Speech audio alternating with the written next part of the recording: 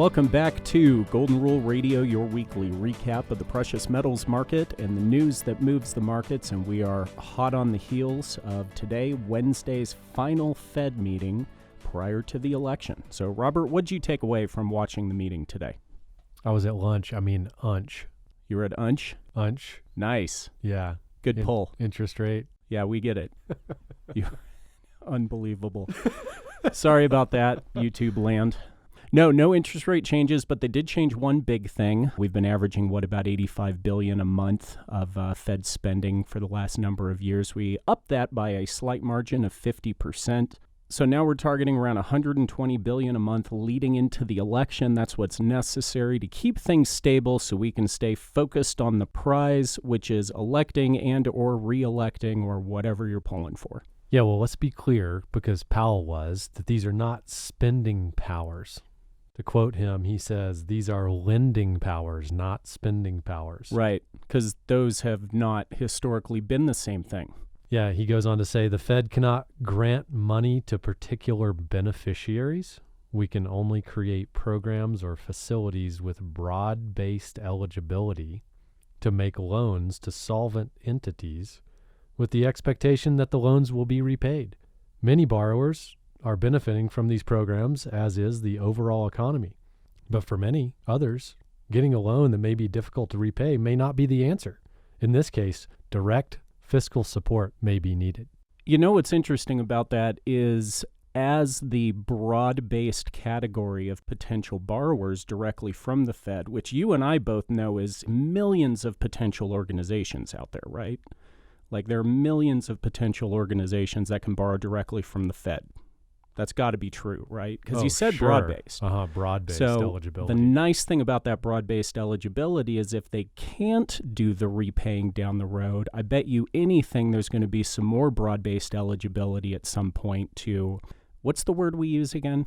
Bail them out? So moving into the election, expect plenty of money flowing throughout the system in order to keep things as stable as possible, keep those lending rates down, and get as much money out as they possibly can. Yeah, and the Fed said they'd keep interest rates low, near zero, for 3 years. So interest rates low at least for the next half an election cycle, as well as increased potential lending to broad-based candidates. We'll just call it inflationary spending, because that's what it is from using their terms. So what they're doing is they're increasing their spending limit while obviously keeping interest rates low. The question, of course, we all have is, when does low become negative? And I think that's something we're all expecting to see at some point in the near future. Well, that should be good for gold, because if you keep rates low for that long, then the real rate of return is still pushing into the negative if they keep their inflation target averaging around 2%. So I think that's good for gold.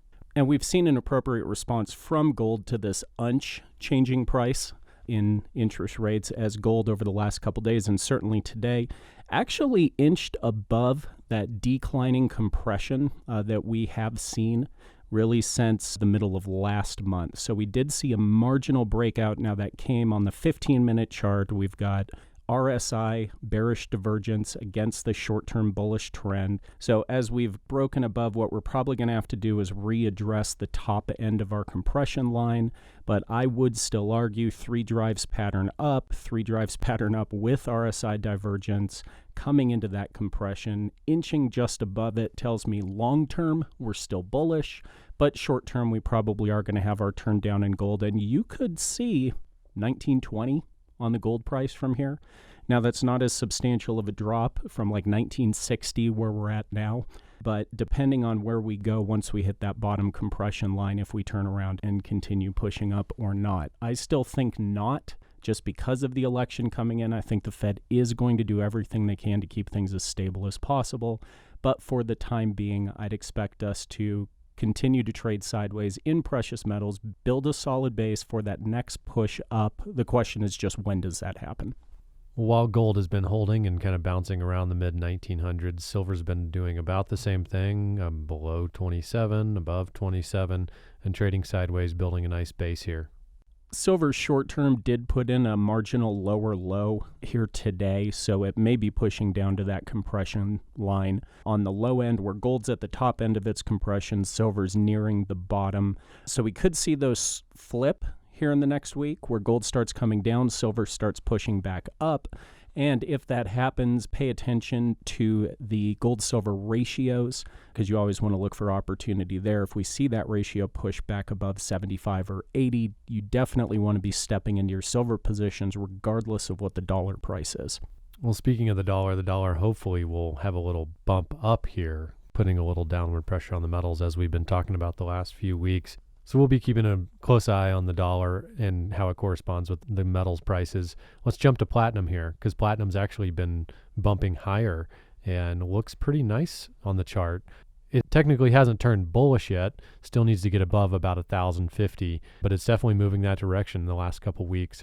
Yeah, really defined up trajectory channel in platinum, pushing towards those previous highs back in January, February, before platinum fell off the cliff with everything else. So as gold is extended, and we've said this multiple times on the show, as gold is extended, leading the charge out, silver is starting to play catch up. Platinum probably isn't too far behind, and very likely from a percentage basis has about the biggest move to go. That's why the advisors at McIlvaney ICA have been continuing to advise our clients to add in a small platinum position to your overall metals portfolio. Even something little like 10 or 15% can make a massive difference. I know our clients out there who participated in the palladium market 6-8 years ago certainly don't regret doing that, and I think we're going to see it on the other side. And rounding out the industrial metals that we're focused on, palladium has now made a third touch up into that right shoulder, which dates back to March. We put in that all-time high around 2,800 in palladium in February, and then like everything else, we had the COVID drop. So we had a right shoulder that built prior to the March fall. We've now touched it 3 times, once in the end of July, once right at the end, beginning of September, and now again, and very, very hard compression up into it. So either the price of palladium is going to turn down very hard and it's just taking out standing orders every time it pushes down, or we're more likely about to lose some of the bears that are trying to defend that $2,400 price on palladium, and we may see palladium actually push up with the other metals. So when we talk about the palladium to platinum ratio, it's not necessarily palladium goes down, platinum goes up. And I know we've said that 100 times on the show. Sometimes you can see both metals going up simultaneously, just one doing better than the other. That's exactly what we're seeing in gold and silver, and it's very likely we may see the same thing in platinum and palladium. And that's why we like platinum. Exactly, because of that ratio. Now let's jump to the equities market, Miles. Stocks? Sure. Well, we saw what the NASDAQ did last week. The Dow, I think, is a little bit more interesting because unlike the NASDAQ, the Dow, as we pointed out over the last couple weeks, it did fail to breach the previous all-time high, has turned down slightly, just a little bit, but not enough to get excited about. The transports have come into their all-time highs. So surprisingly, and as we've often said, the transports tend to lead the equities because if you're not shipping goods, you're not selling goods, and those industrial companies can't increase their revenue. So the transports inching back up and just scraping the old all-time highs, I think, is actually a pretty positive sign, even though the Dow Industrials have turned down. Or would you say that the transports might want to just poke its head to a little marginal high and then fall back down? Regardless, I think it's been driven by the excess liquidity in the markets. The Fed has been driving that, and now they're increasing that. So I can't help but leave us with one extra quote from Powell, because this just tells all. He quotes, "Everything we do is in service to our public mission." Which Isn't is that what? just nice? Again? Exactly. Right.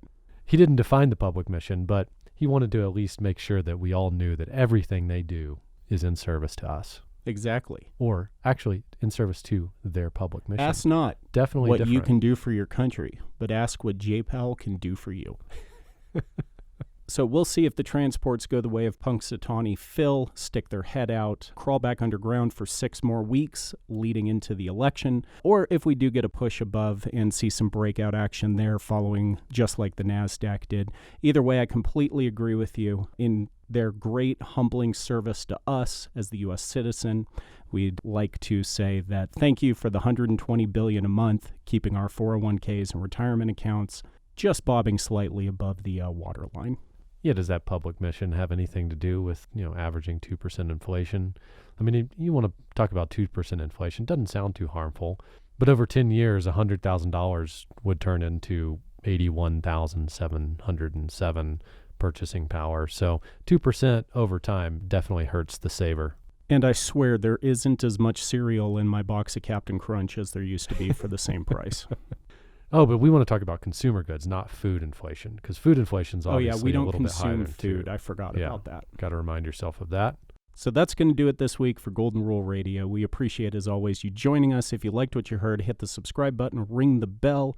If you've got any questions, head on over to our website at McIlvaney.com. You can always give us a call at 800-525-9556. Find us on Facebook at McIlvaney Financial or on Twitter at ICA Gold. Thanks for listening. Have a great week.